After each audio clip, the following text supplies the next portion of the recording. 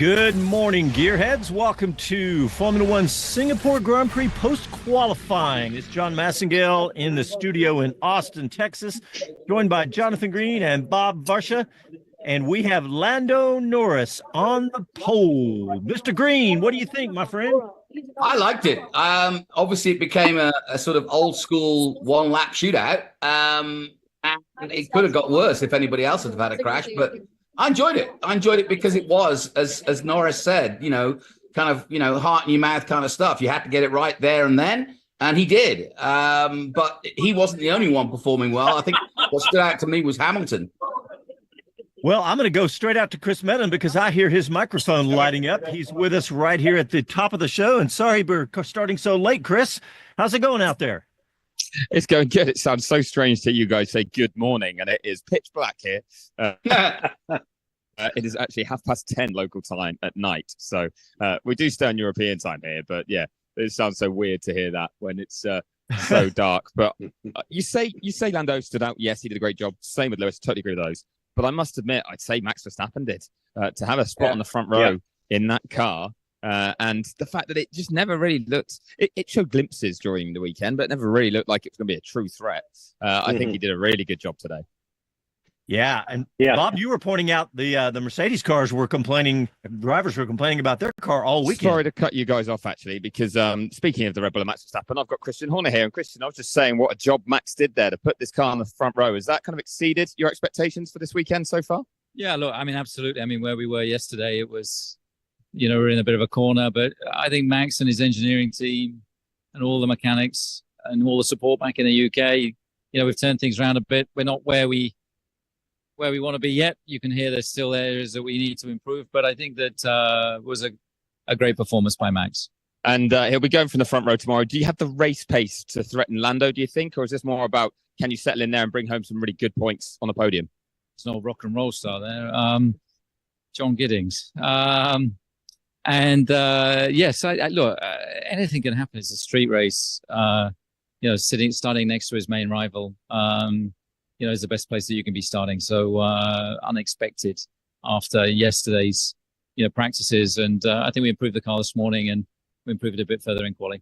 And tough day for Checo, though, after what was such an impressive weekend in Baku. What went wrong for him today? Q1 was going okay. Q2 just didn't really come alive. He made a bit of a mistake, I think, at the last chicane, dropped a couple of tenths there. And that was the difference between Q3 and not today. So gives him a harder race tomorrow. Can he come through, though? Hope for a bit of drama, I guess? Yeah, look, it's Singapore. I mean, we've had a safety car here every year since the very first race. So you got to assume there'll be one tomorrow as well. Yeah, we'll look forward to how it goes. Safety time. Oh, nice, Chris. Who was that was interrupting y'all? John Giddings? John Giddings. He said, yeah. He seemed a bit starstruck by him, to be honest. Yeah. Who is he? So I have no idea. I just saw the back of his head as he walked away. He'd already, because he turned me around to say he was there. So, yeah, I'm afraid that one's lost on me. Somebody Google it and tell us. I think he's an HGTV host is what it looks like. I Googled it. So so maybe Christian Horner watches HGTV with his wife. I mean, maybe he's the guy that he's on about is actually now just talking to the Cause, who presented the Pirelli Pole Trophy, and David Coulthard. He may be manager to the Cause. There you go. Maybe it's that. Maybe it's similar circles that they move in because Christian seemed quite pleased to spot him. So sorry that one is above my knowledge. I just stick to the drivers and team bosses most of the time. I will admit. Hey, I want to go to you, Bob Varsha. I want to ask you, John Giddings is an English music agent and promoter who has run the Isle of Wight Festival since its revival in 2002. There you go. Great work, Bob. Thanks for that. I've never been to the Isle of Wight Festival either as a Brit. I really should sometime. It's a great few days, I'm told. In one of those hours you have off, Chris. yeah, all that time. Hey, Bob Varsha, I want to go to you and talk to you about the Mercedes cars because, like I was saying before, they've been the guys have been complaining all weekend about the car. Yeah, no question. I mean, we saw a crash from George Russell on Friday. Lewis Hamilton went on the record saying we're not even going to make Q3, and yet here we are. I think that's a reflection of several things. One, it's getting late in the season and people are getting itchy. about, next year, where they're going to wind up this year, if they're even going to have a drive next year, that sort of thing. It's also a reflection, as you heard Christian Horner say, of this track and this event. The walls are right there. We've seen numerous kisses to the wall. You saw in Carlos Sainz just trying to get up to speed to start his final push lap during that one lap shootout for pole, and the car jumped away from him over a bump. Well, those bumps are all over this track, and we're going to see all kinds of action. But yes, this is the kind of thing that can happen in a good way for Mercedes. You can put in a good lap. It can happen in a bad way, as it did for Carlos Sainz and for his teammate Charles Leclerc, who's already crashed this weekend. So it's just such a complete crapshoot out there. It's nuts. It's just nuts. Verstappen did something spectacular. Nico Hulkenberg is up there in 6th. He was 3rd before that final shootout, and winds up 6th, which is still spectacular. So this is going to be a really interesting race. If he could do that in a Sauber next year, I'll be really impressed. So will Let Sauber. me see if I can quickly see. Toto, was that better than you thought today, getting the second row locked out? No, I think it's better than what I thought yesterday, but it's worse than what I thought after FP3. Why that fluctuation? Is it track temperature, conditions? Oh, it's a weird thing. I think it's about getting everything ready to the tires to be in the right window, the setup to be correct, and ambient and track temperatures obviously have a big influence. And you can see teams are oscillating between free practice sessions and qualifying and race, from being top notch and then not anymore. And nobody seems to get on top of this. Still right there though. Can you go and win this tomorrow? I think you gotta aim for that. That's clear. Doing it is a completely different game. You have 2 cars in front of us that are very dangerous. So we got to see what we do. We look forward to watching it. Thanks. Yeah, nice.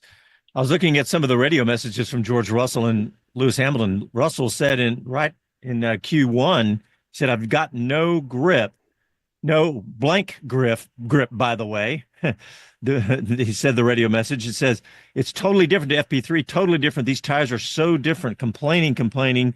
Hamilton complaining the rears are sliding a lot. So I'm completely surprised that they end up 3 and 4. Kind of surprised that Toto said that he expected maybe even more. Well, George Russell, let's face it, has basically been at war with Pirelli this entire weekend. He speaks for the drivers as president of the Grand Prix Drivers Association, and he has said, these tires are crap. They're so inconsistent. He sat down with our friend Mario Isola from Pirelli, who tried to explain to him what's going on. At first, I was skeptical because Russell was saying, "Okay, you go from the hards to the mediums, or the mediums to soft, or whatever, and you get a completely different tire." Well, yeah, that's the way it's been for a decade or more with Pirelli. That's what their tires were designed for. They're going to be different from compound to compound. Now, I think in retrospect, what George is talking about is that the tires are coming out different from set to set within one compound in the range. And that's something I think no driver wants to see. So, it obviously worked well for them. And Toto said it right. It's the oscillation from session to session. First you're a hero, then you're a zero. Who knows? There's only one more chance to show what you can do, and somebody's going to win this race tomorrow. Well, we saw every one of the drivers struggling out there. I mean, we saw more drifting. Yeah. We've seen more drifting this weekend, and even in that qualifying session, just cars all over sideways, and makes for some great slow-mo television. But man, there's a lack of grip everywhere. Yeah, I've been watching Singapore for as long as it's been around, 2008, and I've never seen it so. They've done some repaving, and obviously it rained last night, but I've never seen them slide as much as they have this weekend. Yeah, I think that rain last night was a good point. It was really, really heavy here, where most people were trying to leave the track, actually. So there was a lot of people that were waiting around for it to stop, and it never did, and they got soaked. But that completely washed the track surface clear of rubber, which we get a lot of track evolution here, being a street circuit. Not quite as heavy as Baku because it's not quite as dirty at the start. Still very dirty, but not as bad. And there's some more support racing. So we've got sports cars as well as F1 Academy here. So it does clean up quickly and then rubber in quickly. But that again meant that rain completely washed it clear and they had to all start again. So I think they probably did see pretty rapid evolution during just today. And they'll be hoping that there's no more rain overnight so that at least it's a bit more consistent, that improvement from here on and into the race tomorrow. Well, look, we've been saying that these guys have been struggling, but let's face it, Lando Norris, watching his steering wheel, he just looked like he was not struggling near as much as everybody else. And his lap time showed it 2/10 ahead of Verstappen. And what about his teammate Piastri? He looked good. In fact, I thought he might even be able to challenge for the pole here, but he's 4.5 tenths off the pace here. So, I mean, especially coming off of his amazing win last weekend. But look, going down go ahead, Bob, if you had a comment there. Well, I was honestly, I lost track of how many guys lost laps for going behind the white line.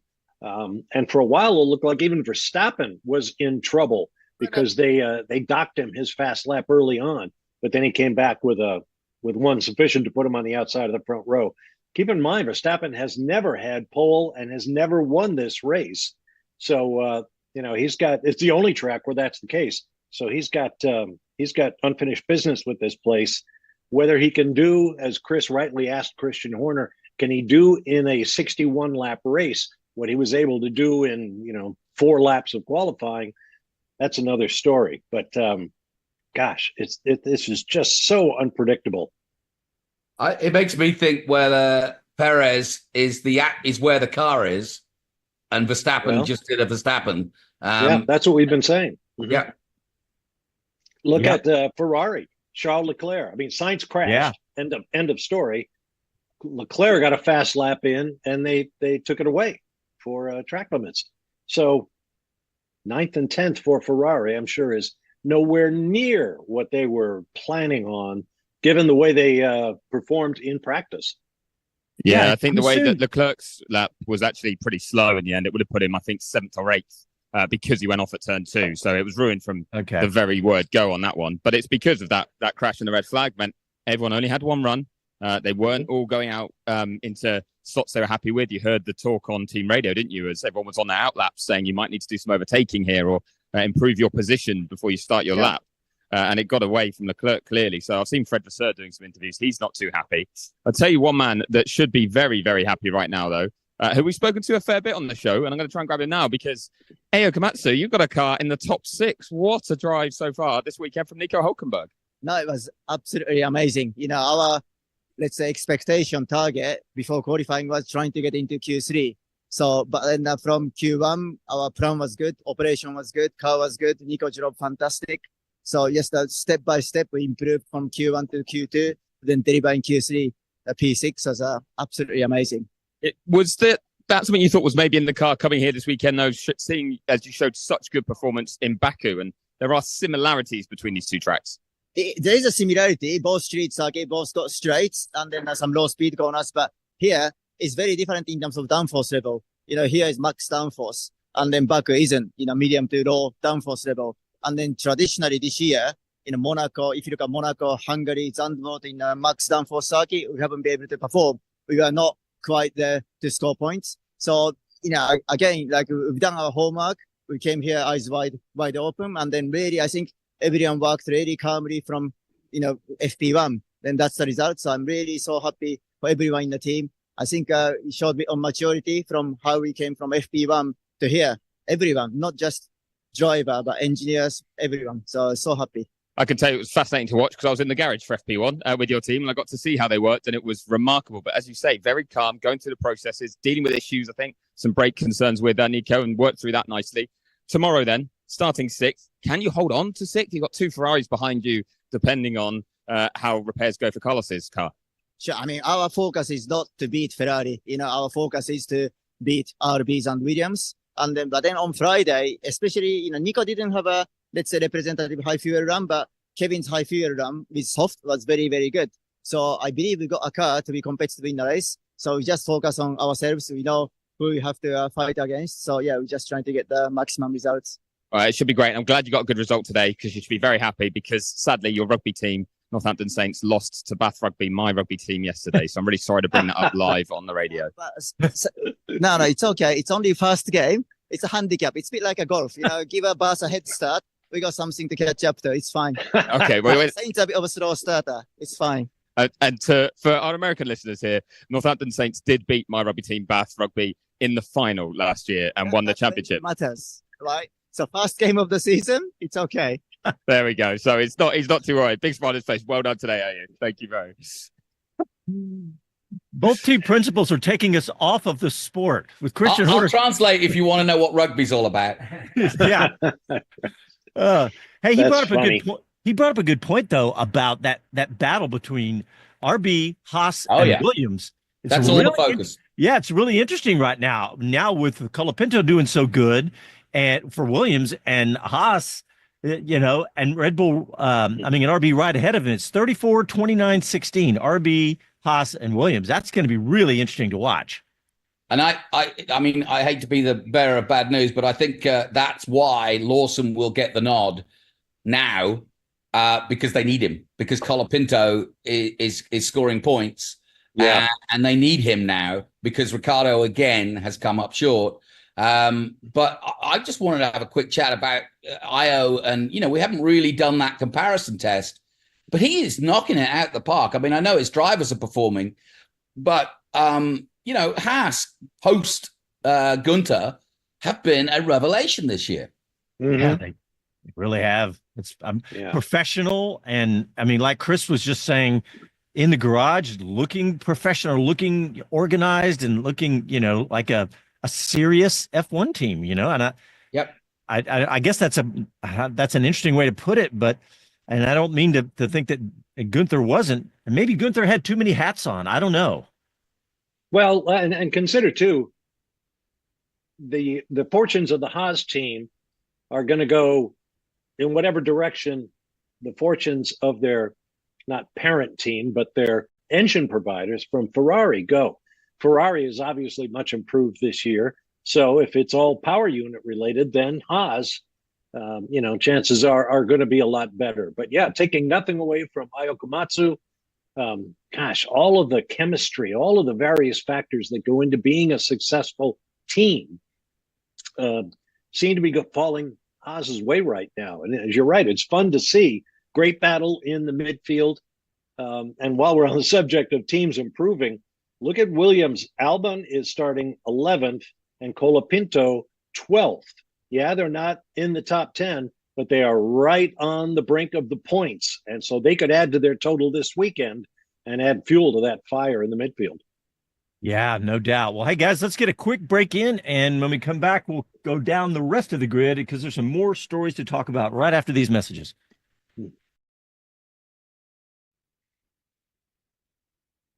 All right, let's check out the YouTube. Mike Bowles, TW, Kevin Kelly. Who else? Andy P's here. And Andy P says Lando's on a mission. And Kevin Kelly brought up an interesting thought here. Carlos might need a new transmission.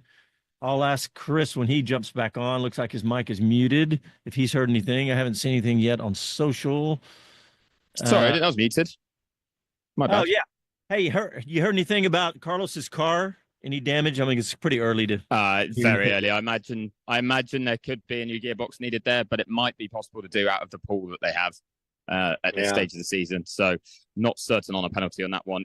I think the biggest issue will be if they have to replace any parts that they don't have spares of, and therefore, maybe it's the rear wing, it's a slightly different spec or something like that, and that would mean a pit lane start because you've changed the spec of the car. Right.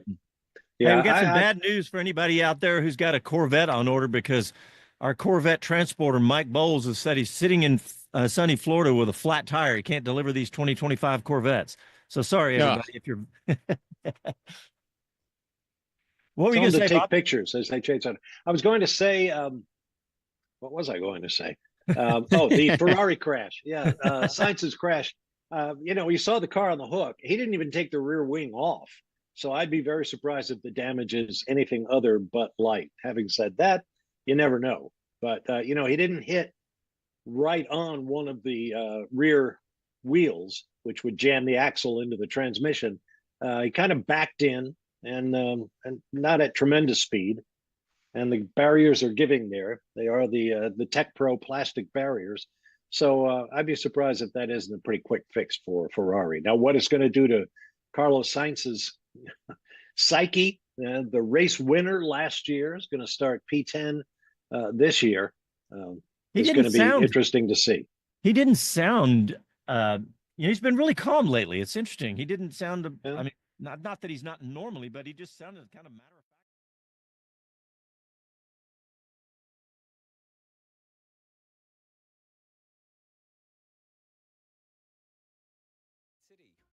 Hi, this is Karun Chandok, and you're listening to Speed City. Welcome back to the fastest hour in radio, Speed City. Okay, welcome back. In the break, we're talking about Carlos Sainz and Colapinto and driver seats. I think the one driver seat we ought to talk a little bit more about is Daniel Ricciardo, because we touched on it. But Chris, I mean, the rumors have been flying online about this may be his last weekend in Formula One. I mean, what are you hearing? I haven't heard directly that could be the case, but I would also not be surprised now, shall we say. I actually did an event with Liam Lawson yesterday where he's been saying it's been a bit tough because he's not been told anything. But obviously a lot of fans are weighing in. There are a lot of rumors going around, and he's in the middle of it without being able to really talk about it because he doesn't quite know what's happening. Daniel insisted on Thursday as well that he's expecting a decision on his future for 2025, a yes or a no, after this race. And I think the way it's trending, I think most people are expecting that to be a no. What that then leads itself into is, well, if you're saying you're not going to continue with him beyond this and you've got the driver that you've got faith in to replace him and he's sat there waiting, he's your reserve, do you put him in earlier? You've got a 3-week break to get things ready.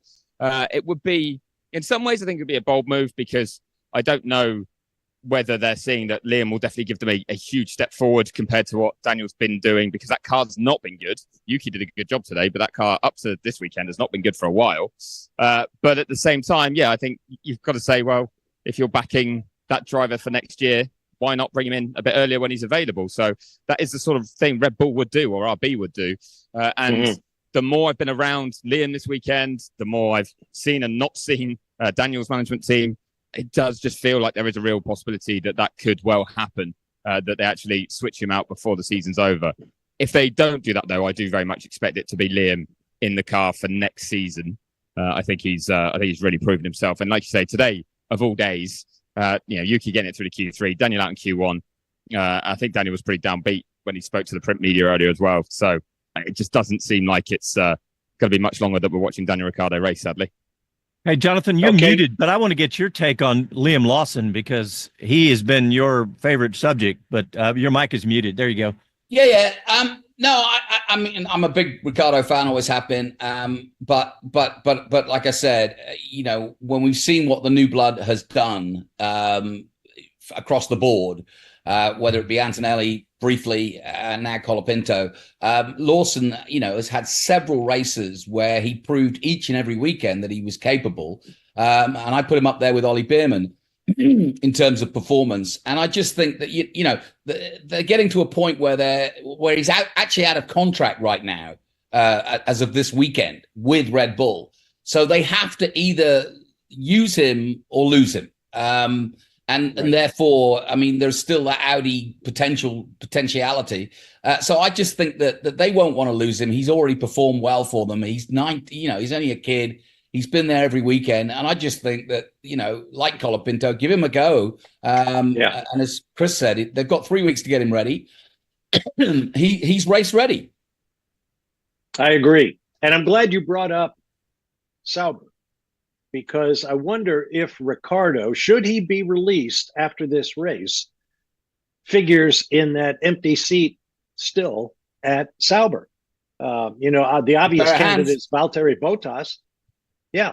But Martino Binotto, who is now running the Sauber operation, knows Ricciardo well. I'm sure he values a race-winning driver, which Bottas is, as well as Ricciardo. I wonder how he rates those two vis-a-vis each other. Yep, there's still a possibility. I think Daniel will go off and do NASCAR and whatever else he wants to do. But Well, he said that. Do you know, does he ride bikes? He said he wants to do MotoGP. I don't think so. He's too tall to ride a motorcycle. I would think. Hey, It'd be a boon for IndyCar. I want to move on and talk about Checo Perez. We touched on it, but he was 9/10 off Verstappen in that Q2 session where he didn't make it into Q3 and obviously qualified down in 13th. Man, last weekend he had a fantastic weekend up until literally the second to the last lap. He was looking fantastic, and then it all got thrown away when he and Carlos came together. And it was just such a shame that he really could have, had he been on the podium, and he could have silenced all the critics. And then that happens, and then this happens today. I mean, anybody, Chris? I mean, let me ask you, what do you think about what happened today with Checo? Well, it was a real shame, I think. But if you look at obviously Carlos's crash, this track was tricky. It does punish you are pushing up to the walls, but also you've got a few corners where it's right on the edge, certainly that final corner. But there were just enough little mistakes from lots of drivers that I think you're aware of the jeopardy. It's not a track that Checo is quite as strong and comfortable on as Baku, but he is good on it. But I think he probably, with the car not being to his liking, just moved a little bit further away from the limit today because he was nervy about a mistake and the car was being tricky to drive. And that then created that kind of spiral where you're not getting tires in the window, you're not hooking it up in the way you need to, the flow that you're going to have like you had in Baku. And maybe we are seeing the knock-on effects that in the end, his kind of focus off the back of Baku was that crash.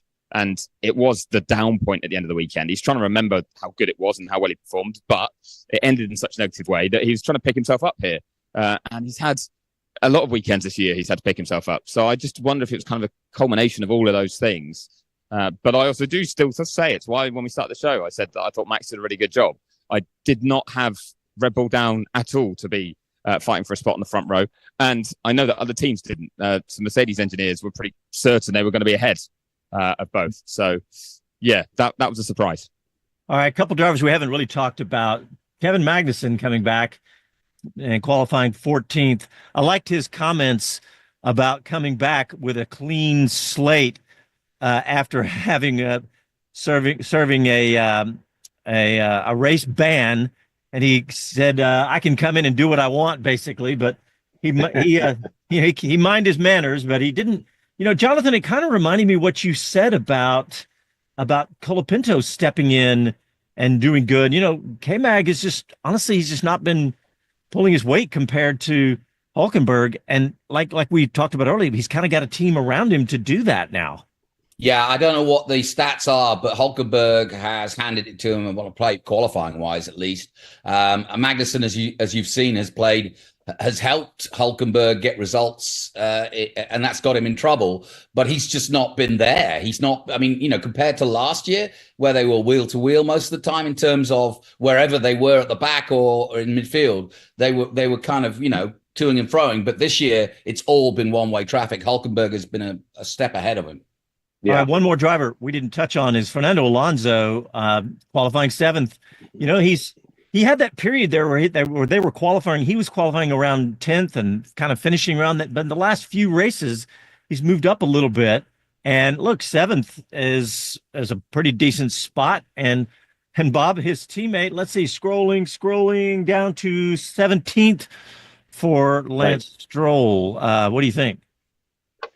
Well, I think it's Alonso performing more of his magic. That car is obviously proven not to be on a par with the rest of those, or certainly with the big four teams.